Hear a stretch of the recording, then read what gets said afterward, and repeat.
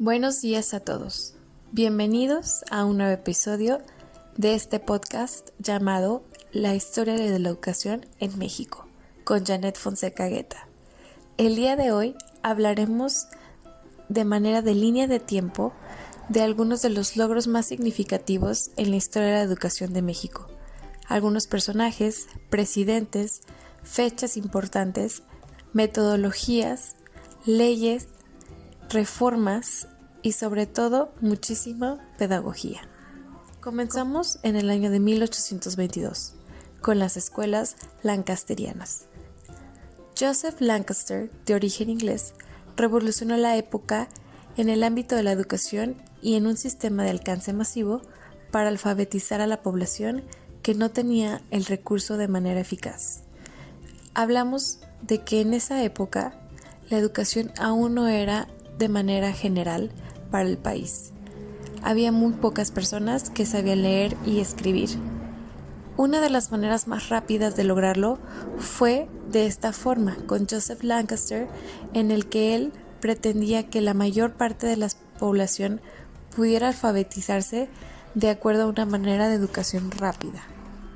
Esto requería de que una persona que fuera el profesor educara a más de 100 o 200 estudiantes, eligiera a los estudiantes que tuvieran un poquito más de conocimiento o facilidad del aprendizaje y agregarlos como monitores para poder apoyarse con ellos y seguir incrementando esta alfabetización.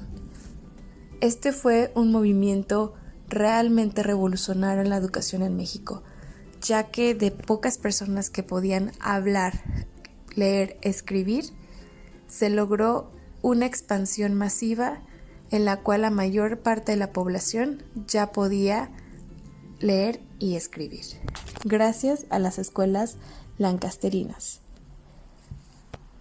El único conflicto que existía en ese entonces es que las escuelas lancasterinas venían también con un poco de la religión y la iglesia.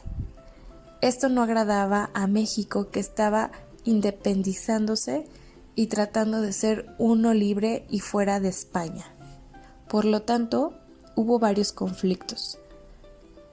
En 1834 se promulga la ley que promueve la educación laica y retira el apoyo financiero a instituciones religiosas.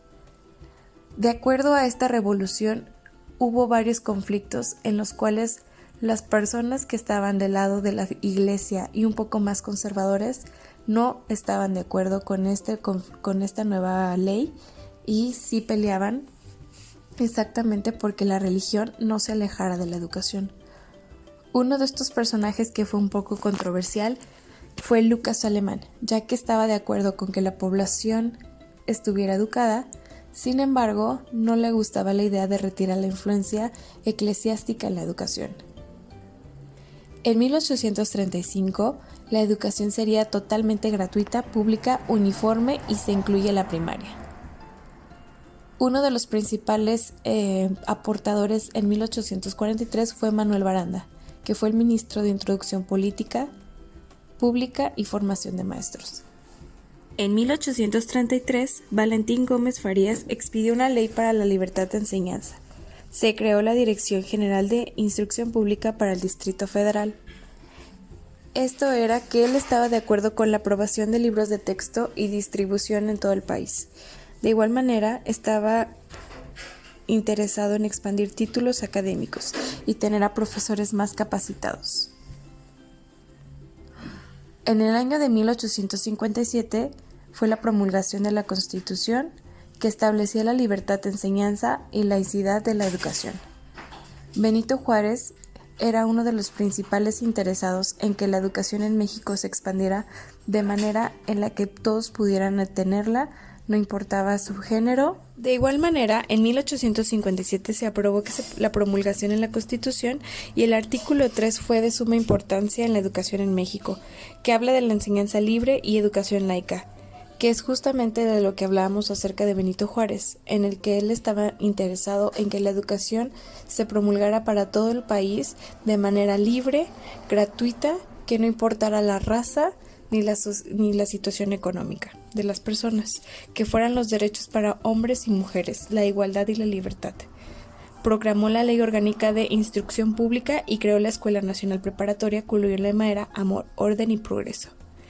Esta ley marcó un avance en el sistema educativo mexicano impresionante, en donde la primaria era obligatoria, la secundaria estaba ya disponible para el sexo femenino, y esto fue un parteaguas en la cultura de la educación en el país. Las mujeres estaban preparadas para poder educarse y también de esta forma empezar a llegar a expandir un poquito más la educación en todo el país. Ahora pasamos a 1876 y 1911, el famoso Porfiriato. Porfirio Díaz llegó al poder en 1876 y se mantuvo por 30 años. Hubo una pausa importante en 1880 a 1884 con Manuel González, pero después llegaremos a ese punto. Durante el Porfiriato se promovió la inversión en infraestructura educativa y se buscó modernizar la educación.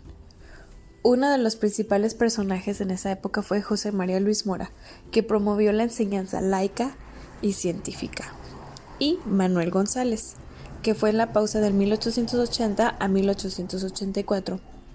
Él estableció y regularizó la agricultura y el comercio. En el periodo en el que Manuel González estuvo a cargo, hubo avances en el tema económico, en el comercio nacional, la estabilidad del gobierno, se creó el ferrocarril y la minería y las industrias. En esta época, el norte tuvo muchísimo más avance en la alfabetización al contrario del sur.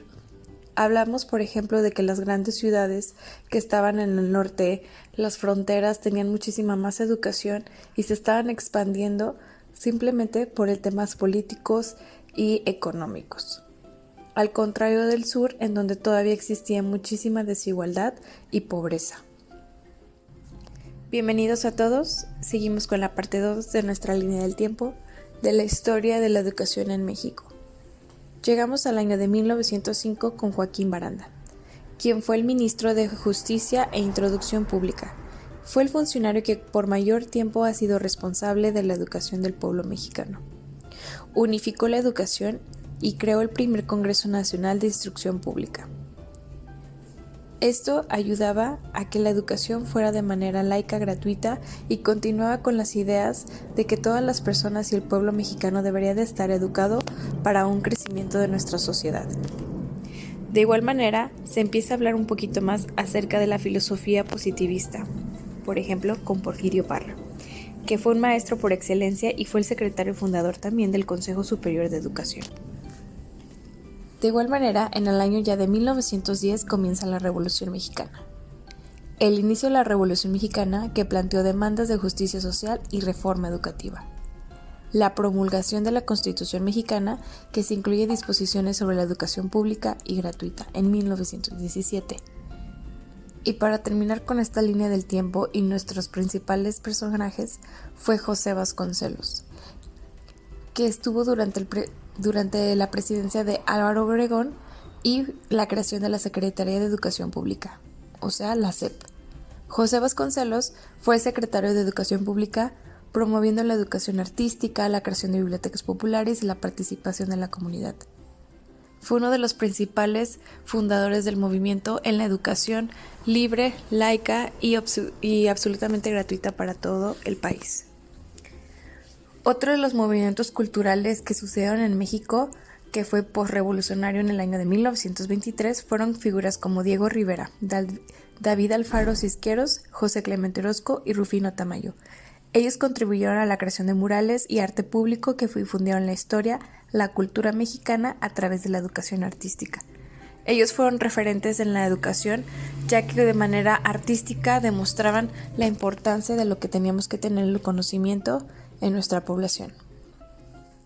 Muchas gracias a todos por escuchar este podcast. Para finalizar y concluir con él, me gustaría hablar acerca de las metodologías y aprendizajes que hubo en esta época, los impulsores educativos y logros, y también las leyes educativas que fueron claves para que la historia de la educación en México de 1822 a 1923 fuera clave.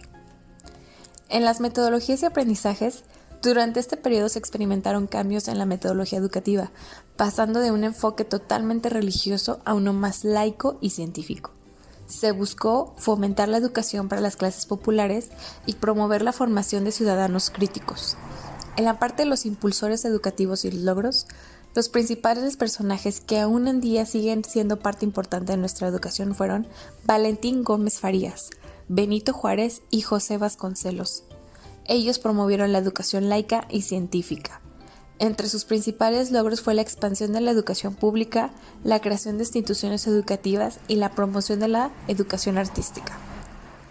Las leyes educativas claves que simplemente fueron un cambio radical en nuestra educación y en nuestro país fue la Constitución en 1857 con el artículo 3 que estableció la educación laica gratuita y obligatoria, y la Ley Orgánica de Instrucción Pública de 1867 que reforzó la secularización de la educación.